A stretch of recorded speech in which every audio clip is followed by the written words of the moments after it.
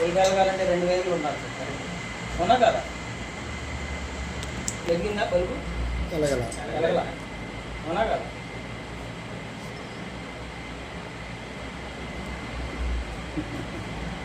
Very good. ఇందులో ions ఉన్నాయి. మన బాడీలో కావాల్సినటువంటి పోషక విలువలు అవి తీసుకోవడం వల్ల ఎలా వస్తాయి, తీసుకుంటాం వల్ల మన బాడీలో రెసిస్టెన్స్ పవర్ ఆ విధంగా పెరుగుతుంది. ఎప్పుడు కూడా ఆరోగ్యకరంగా ఉంటే ఎలాంటి డిసీజులు రాకుండా చేస్తుంది. ఒకవేళ వచ్చినా కూడా వెంటనే పోతుంది.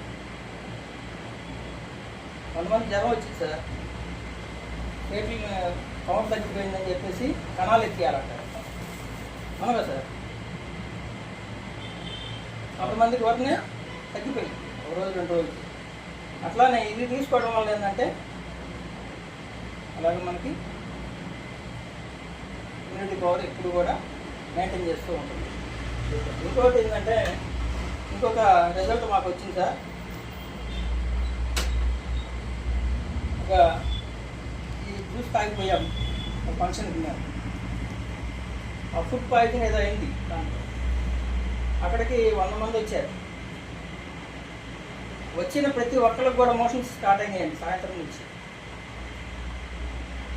వాళ్ళు మాత్రం ఏం లేదు. ఆ ఫంక్షన్ ఎవరైతే చేశారో 2వ రోజు ఫోన్ చేశారు వాళ్ళు.